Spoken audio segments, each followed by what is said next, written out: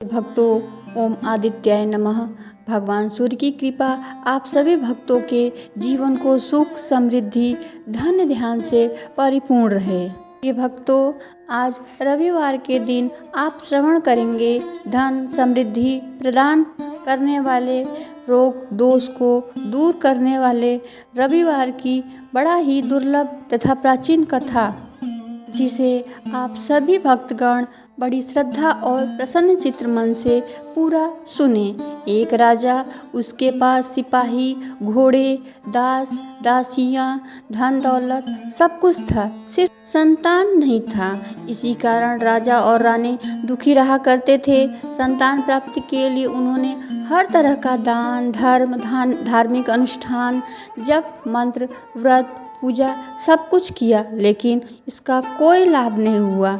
जब राजा रानी दोनों ही बुढ़ापे की ओर बढ़ने लगे तो क्या होता है कि दोनों गहन सोच में पड़ गए कि अब इतने बड़े राज्य का क्या होगा, कौन बनेगा इस राज्य का वारिस, कौन प्रजा की जिम्मेदारियों को उठाएगा। राजा रानी दिन रात इसी चिंता में घुलने लगे। उन्हें खाने पीने की कोई सुध नहीं रहती। एक दिन सुबह राजा के दरबार में एक साधु आता है तो दासी रानी को यह सब बताती है। तब रानी दासी से कहती है, हे दासी, यह मेरा अंतिम दान धर्म है। इसके बाद मैं अपने हाथों से कोई दान धर्म नहीं करूँगी। रानी चावल से भरा हुआ सोने का कटोरा हाथ में लिए बाहर आई और साधु जी की झोली में भिक्षा डालने आगे बढ़ती तो उसके चेहरे पर छाई उदासी साधु की दृष्टि में आ गई। वह उनसे पूछता है, हे रानी, क्या हुआ, आप इतनी उदास क्यों हैं? तब रानी साधु को सारी बताती हैं और बिलख बिलख कर रोने लगती हैं। रानी को यूं रोता देख साधु कुछ गंभीर हो जाता है और कहता है, हे रानी, आप चिंता मत करिए, आपकी संतान की इच्छा अवश्य ही पूर्ण होगी। आपकी कोख से एक पुत्र जन्म लेगा। मात्र वह 16 वर्ष की आयु तक ही आप लोगों के साथ रहेगा। इसके आगे वह इस मृत्यु लोक में नहीं रह पाएगा। इससे बढ़कर आपको कुछ देने के लिए संभव नहीं है। अपनी बात पूरी करते हुए उसने झोली में हाथ डाला और थोड़ी सी फूट निकालकर रानी को दी। कहा, आप और महाराज दोनों इसे बांटकर ग्रहण करें। तुम्हें जल्द ही बहुत सुंदर पुत्र की प्राप्ति होगी। इतना कहकर साधु अपनी राह चला गया। उस रात राजा अपने दरबार खत्म करके रानी के पास महल में आए तो रानी ने राजा को सारी सच्चाई बताई। साधु की दी गई भूत राजा को दिखाई और बोली, साधु महाराज ने यह भूत हम दोनों को ग्रहण करने के लिए कहा है। तो राजा बोले कि हे महारानी, इतना दान धर्म किया, जब तक उपवास किया, लेकिन इसका कोई फल नहीं मिला। क्या अब इस भरोसे हमें संतान की प्राप्ति होगी? रानी बोली, जब इतना सब कुछ कर लिया तो ये भी कर लेते हैं। हे महाराज, साधु के क्रोध को क्यों बुलावा दे। ये भक्तों, राजा को अब किसी पर विश्वास नहीं था, पर रानी को दुख ना पहुँचे इसलिए वह राजी हो गए। उसने साधु महाराज का नाम स्मरण करके वह भूत बांटकर दोनों ने खा ली। इसके बाद दोनों निश्चिंत होकर सो गए। कुछ दिन गुजर जाते हैं। साधु द्वारा कहे अनुसार रानी गर्भवती हो जाती है। उस पर राजा और रानी दोनों की खुशी का ठिकाना न रहा। राजा ने रानी से बोला, महारानी, सचमुच साधु महाराज की कृपा हो गई। फिर भक्तों, 9 महीने 9 दिन 9 घंटे पूरे होने पर रानी ने एक अत्यंत सुंदर पुत्र को जन्म दिया। राजा ने बड़ी धूमधाम से पुत्र का नामकरण संस्कार किया। राज्य में 8 दिन तक उत्सव मनाया गया। राजा को इस बात का पता था कि हमारा पुत्र सिर्फ 16 साल तक ही हमारे पास रहेगा। तो उसके बाद राजा और रानी बड़े प्रेम से बेटे की परवरिश करने लगे, उसकी हर ख्वाहिश को पूरी कर देते।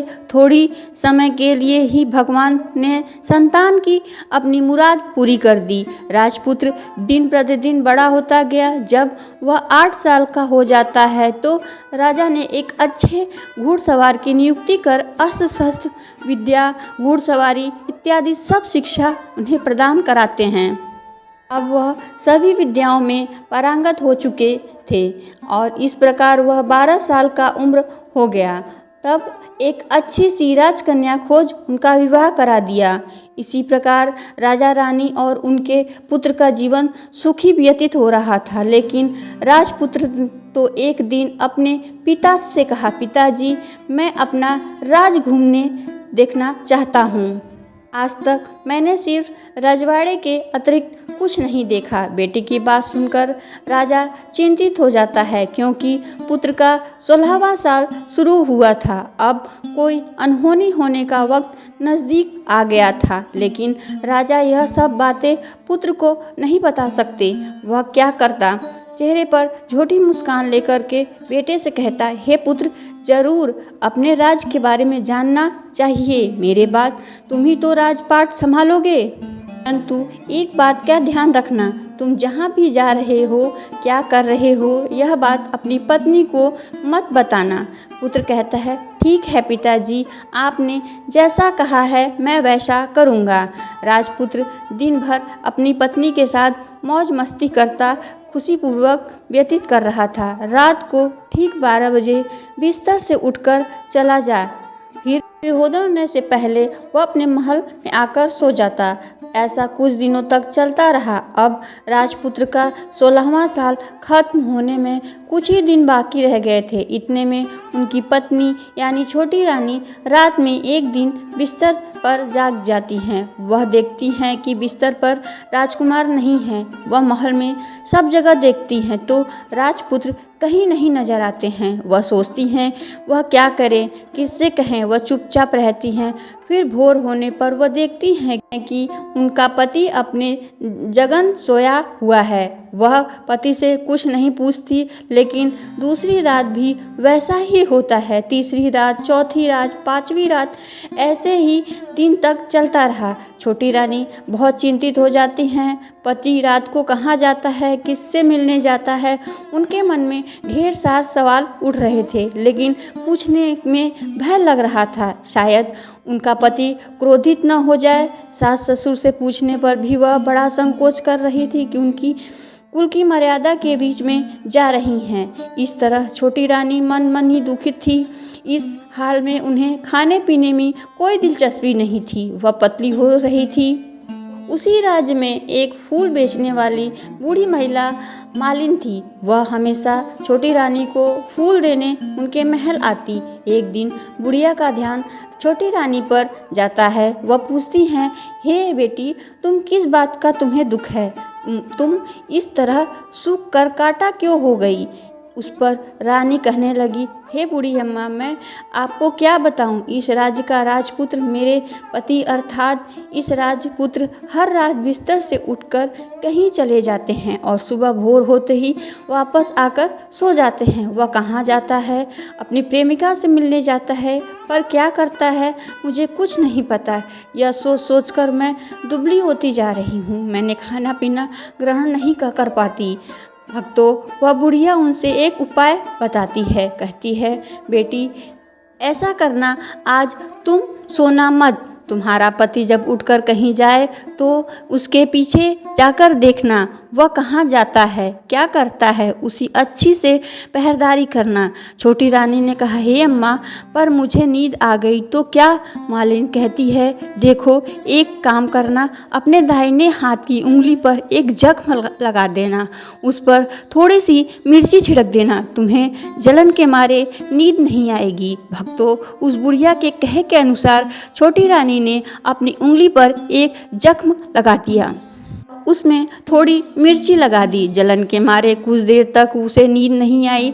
बाद में वह सो जाती है। दूसरे दिन बुढ़िया फूल लेकर उस महल में पहुंचती है और पूछती है, क्या हुआ बेटी, क्या तुम देख पाई कि तुम्हारा पति कहाँ जाता है? छोटी रानी कहती है, नहीं अम्मा, पहले कुछ समय जलन के पश्चात मुझे नींद नहीं आ रही थी, पर कुछ देर बाद मैं सो गई। बुढ़िया कहती है, कोई बात नहीं, आज उंगली पर पहले से ज़्यादा जख्म करना और ज़्यादा मिर्ची लगाना। तो छोटी रानी ने वैसा ही किया, परंतु सिर्फ पति को बाहर निकलते हुए देख पाई। इसके पश्चात उनकी आंखें मूंद गई, फिर उन्हें नींद आ गई। दूसरे दिन सुबह वह बुढ़िया फिर आती है। उसके पूछने से पहले ही छोटी रानी रोने लगती है और कहती, अम्मा, मैं आज भी पहरेदारी ठीक से नहीं कर पाई। रो नहीं बेटी, सब कुछ ठीक हो जाएगा। तुम आज रात जख्म और बड़ा करना, पर ज़्यादा मिर्ची लगाना, और एक काम करना, वह जाने के लिए निकले तब उसका रास्ता रोक लेना। बुढ़िया ने जैसा बताया छोटी रानी ने वैसा किया। आज उन्हें नींद नहीं आई। पति जब रात को महल से निकलने के लिए चलने लगा तो बुढ़िया ने जैसा बताया वो वैसा करती हैं। दौड़कर पति का रास्ता रोकती है और कहती, आप कहाँ जा रहे हो, किससे मिलने जा रहे हो, मुझे बताओ। राजपुत्र उसे समझाने की बहुत कोशिश करता है कि देखो, अगर मैं तुम्हें बता दिया तो मैं तुम्हें दोबारा नहीं मिल पाऊँगा। छोटी रानी कहती हैं, कोई बात नहीं, नहीं मिल पाओ, लेकिन आज रात के समय कहाँ जा रहे हो मुझे बताओ। राजपुत्र निरुद्ध हो जाता है और अपनी पत्नी के जिद के आगे उसकी एक नहीं चली। ठीक उसी समय उसका 16वां साल खत्म होने वाला था, 17वां साल लगने वाला था। अब राजकुमार कुछ सोचता और कुछ चावल के मंत्रों से सिद्ध करके अपनी पत्नी को देकर कहता है, चावल को हाथों में मुट्ठी में पकड़ना, पहले हाथ में पकड़े चावल मेरे ऊपर फेंकना, मैं कौन हूँ तुम्हें पता चल जाएगा। बाद में बाएं हाथ के पकड़े चावल मेरे ऊपर फेंकना, जैसा था मैं वैसा हो जाऊँगा। बाद में बाएं हाथ पकड़े चावल मेरे ऊपर फेंक देना, लेकिन यदि तुम बाएं हाथ के चावल मेरे ऊपर फेंकना भूल जाती हो तो मैं तुम्हें कभी नहीं मिल पाऊँगा। छोटी रानी ने कहा, नहीं भूलूंगी। छोटी रानी बड़े आत्मविश्वास के साथ यह कहकर दाएं हाथ के पकड़े चावल को पति के ऊपर फेंकती हैं तो राजपुत्र एकदम विशाल घोड़ा बन जाता है और एकदम सफ़ेद लंबी गर्दन, बड़ा ही तेजस्वी, और वह घोड़ा देखते ही देखते तेजी से दौड़ने लगता है। रानी उस घोड़े को एकदम बहुत भौचक्के होकर देख रही थी और पति के बाएं हाथ के चावल फेंकने की बात वो भूल जाती हैं। उसकी आंखों के सामने घोड़ा बाहर निकल जाता है। जब घोड़ा बाहर निकल जाता है तो वापस नहीं आता है। अब रानी को ही पश्चाताप हुआ। वह स्वयं को कोसने लगी, लेकिन अब उसका कोई फायदा नहीं था। राजकुमार अब वापस नहीं आने वाला था। कुछ सुबह होते ही महाराज को यह सब बात पता चला।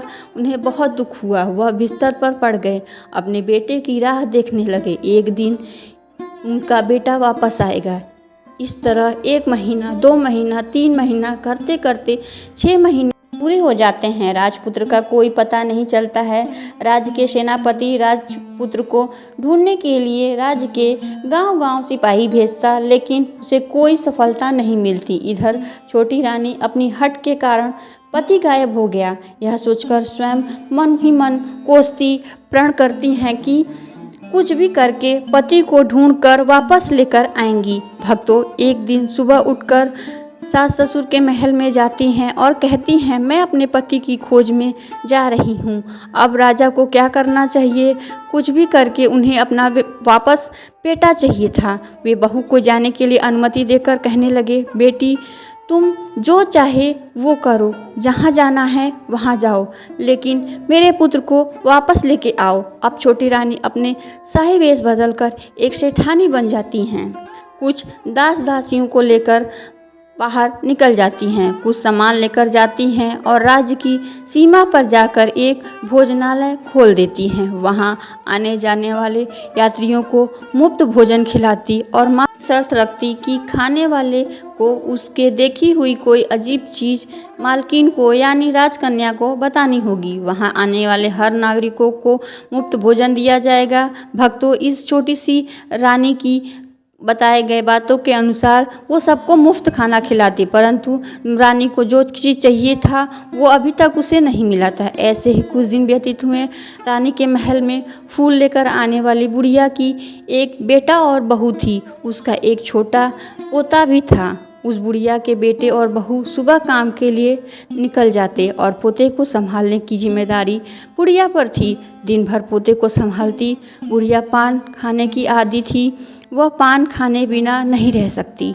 एक दिन बुढ़िया को पान खाने के लिए चूना चाहिए था। वह तैयार करने के लिए वो सीप लेने गई। सीपियों को भूनने के लिए गोबर के कंडे चाहिए थे। कंडे को इकट्ठा करने के लिए बांस की टोकरी लेकर चरवाहे के मैदान में गई, जहां बहुत सारे कंडे थे। उन्हें जमा करते करते उसे घर आने में अंधेरा हो गया। इस ओर शाम होते ही काम से वापस आकर बेटा बहू घर पहुंची तो देखा कि घर पर बच्चा अकेला है, बहुत रो रहा है। दोनों गुस्से में लाल पीले हो गए और इसी बीच मालकिन बुढ़िया घर पहुंची। बेटे ने पूछा, पोते को घर अकेला छोड़कर माँ तुम कहाँ गई थी? बुढ़िया बताने लगी, बेटा मैं गोबर के कंडे इकट्ठा करने गई थी। पर बेटा बोला, दोबारा बच्चे को अकेला छोड़कर यदि कहीं गई तो मैं तुम्हें बहुत पीटूंगा। बुढ़िया कहने लगी, नहीं बेटा मैं ऐसा नहीं करूंगी। लेकिन दूसरे दिन बुढ़िया यह बात भूल गई। चरवाहे के मैदान पे इकट्ठे कंडे करने चली गई। शाम को जब बेटा बहू काम से घर लौटे तो देखा कि बच्चा आज भी अकेला है और ज़ोर ज़ोर से रो रहा है। अब उसके बेटे की सहनशीलता खत्म हो गई। बुढ़िया घर वापस आने पर उसे घर से निकाल दिया। बुढ़िया रात भर घर से बाहर अंधेरे में बैठी थी। सुबह होते ही हाथ में टोकरी लेकर कंडे इकट्ठा करने के लिए निकल गई। भक्तों, उस दिन उस कंडे इकट्ठा करके मानो पागलपन सवार हो चुका था। कंडे इकट्ठा करते करते अंधेरा हो गया, उसे मालूम नहीं चला। जब उसे ध्यान आया तो गांव का रास्ता भी ठीक ठाक दिखाई नहीं दे रहा था।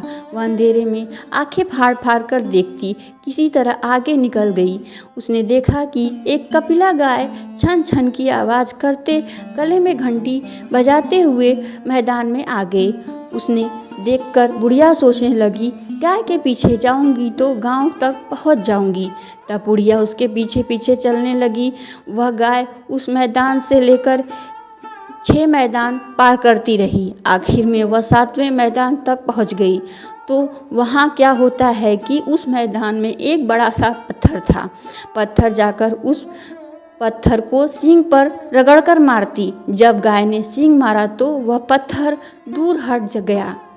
ताल में नीचे जाने के लिए सीढ़ियाँ दिखाई देने लगी। तब वह गाय उन सीढ़ियों से नीचे उतरकर जाने लगी।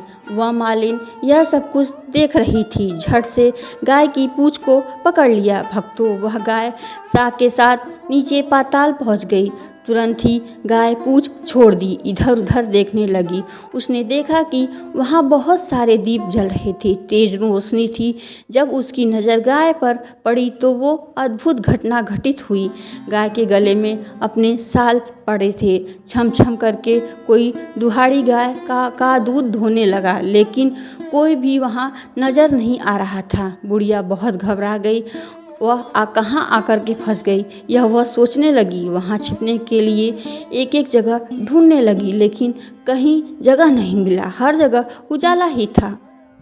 वह एक कोने में खड़ी हो गई। जो कुछ सामने हो रहा था वह चुपचाप देखने लगी। उसने देखा कि एक सफ़ेद घोड़ा और 2 कुंडे थे। उनमें से एक कुंड में घोड़े ने छलांग लगाई और ऊपर आ गया।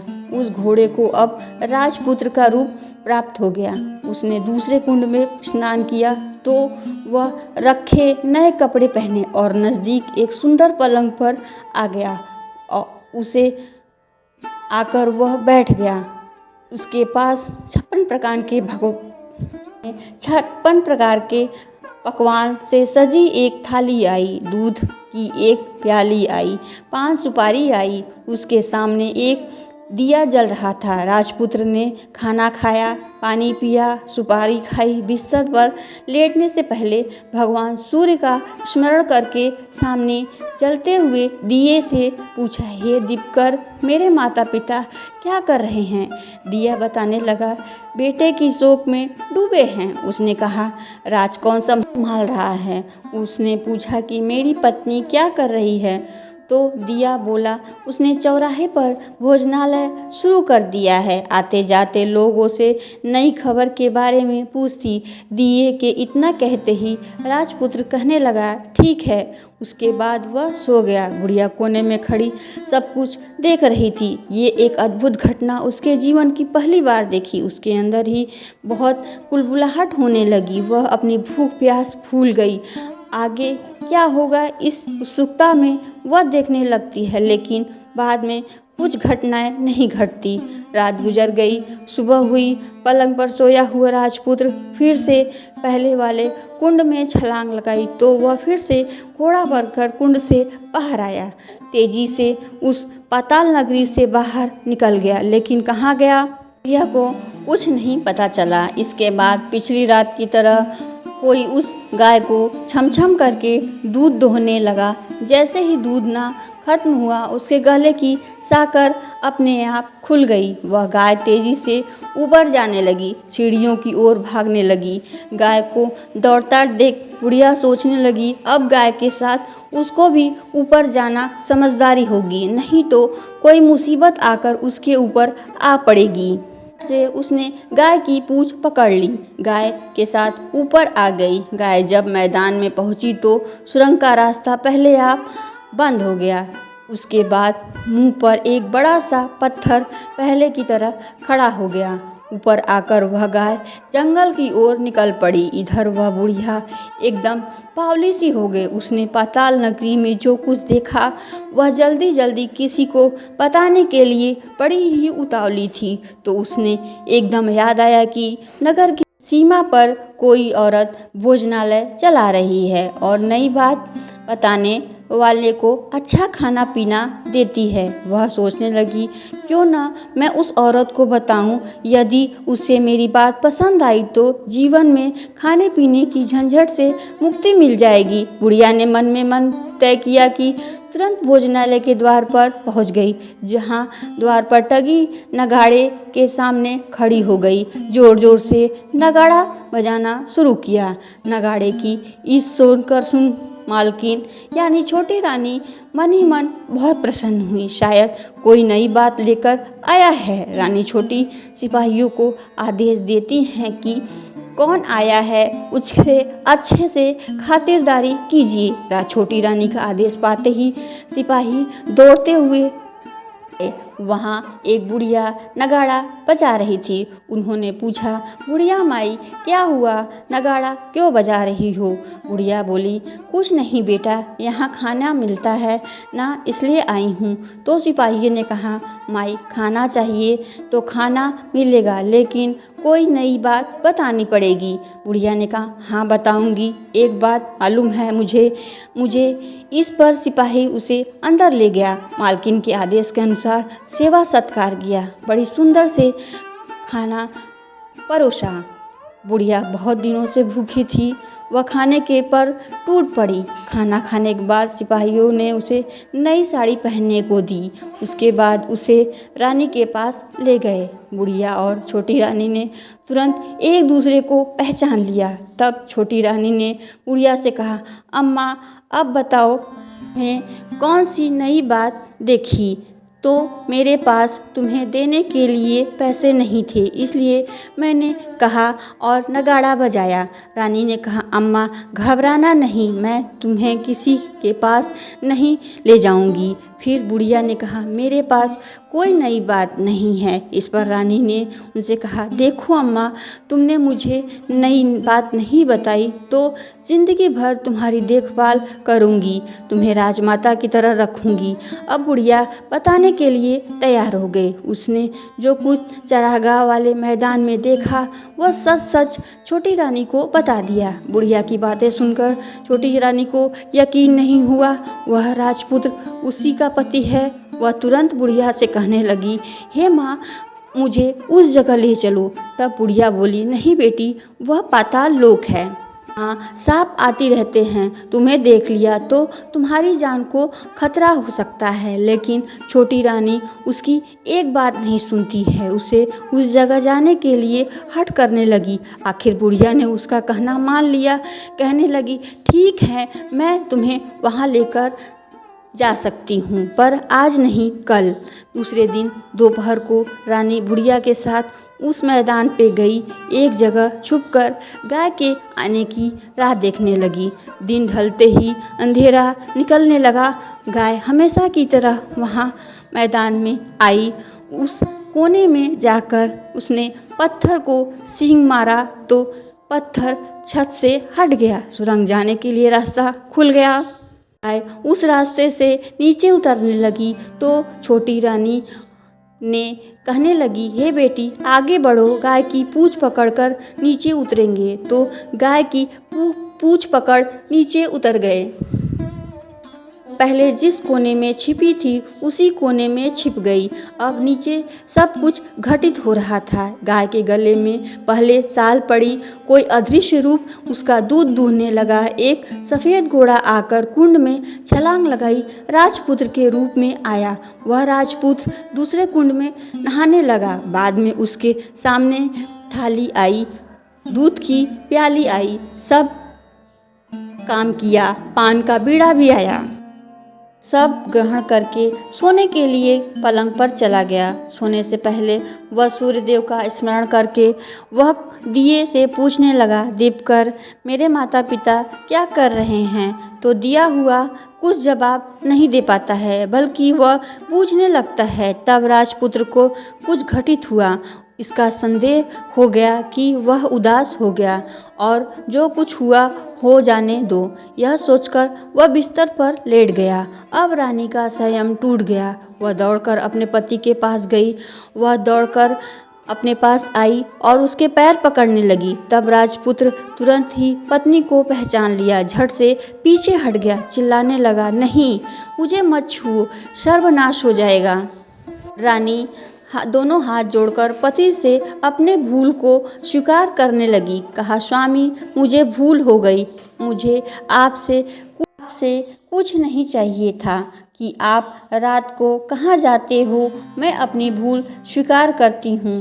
भूल मेरी सज़ा मिल रही है। अब आप वापस चले आओ।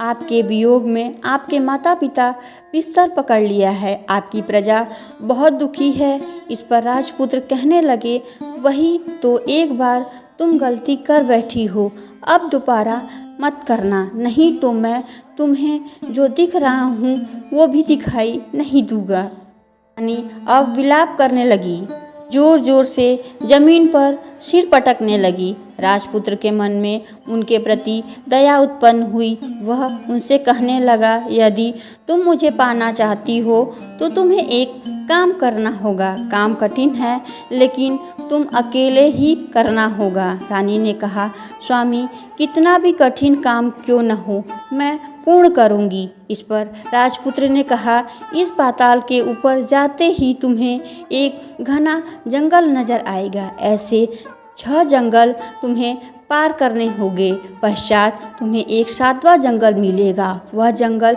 सबसे घना है। उस जंगल के बीचों बीच एक पीपल का पेड़ है। उसके आसपास के पत्ते, फंदे, जटाएं आदि ढक चुकी वह बाघ, शेर, सांप, भालू आदि बैठे हैं। को भगाकर वह जगह साफ करनी है। उसको गोबर से लिपाई करके पवित्र बनाना है, रंगोली से सजाना है। उसके बाद वहाँ धूप कपूर जलानी है, फूल कुमकुम से पेड़ की पूजा करनी है, दूध और दही से बने चावल को भोग लगाना है। यह सब तुम्हें दोपहर को 12 बजे से पहले करना है। 12 बजने के समय तुम्हें उस जगह पर बैठकर भगवान सूर्य की आराधना करनी है। ठीक 12 बजे सूर्य भगवान का रथ वहाँ उतरेगा। वे सब खुश हो जाएंगे और कहेंगे कि जिस किसी ने यह सब किया है उसे कुछ मैं मनचाहा वर दूंगा। वो तुम सामने जाकर उनके रथ का दाहिना घोड़ा मांगना, मैं तुम्हें मिल जाऊंगा। इतनी बात कहकर राजपुत्र ने अपनी पलंग पर सो गए। रानी रात भर वहीं रही। सुबह होती बुढ़िया के साथ गाय की पूंछ पकड़ ऊपर आने के बाद बुढ़िया से कहने लगी, अम्मा अब मैं अकेले ही आगे जाऊंगी, तुम भोजनालय वापस जाओ।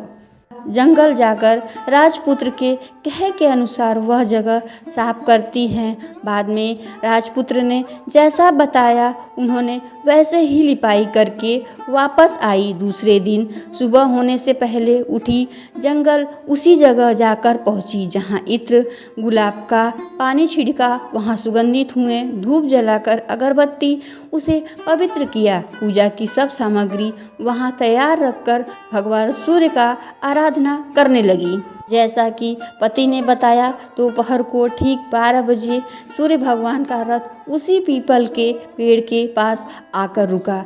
सूर्य भगवान ने जब रथ के नीचे देखा तो सुगंधित वातावरण देखकर बहुत प्रसन्न हुए। फिर वे बोले, जब किसी ने यह काम किया है मैं उसे मनचाहा वर दूंगा। यह सुनकर वह दौड़कर उनके सामने आई और उनको साष्टांग नमस्कार करके बोली, भगवान मैं वही हूँ, मैंने ही इस जगह को साफ किया है। सूर्य भगवान ने कहा, अच्छा तुम्हें जो चाहिए वह मांगो। उन्होंने कहा, भगवान मुझे आपके रथ का दाहिना घोड़ा चाहिए। सूर्य भगवान बोले, नहीं मैं तुम्हें नहीं दे सकता, लेकिन यह घोड़ा नहीं दे सकता।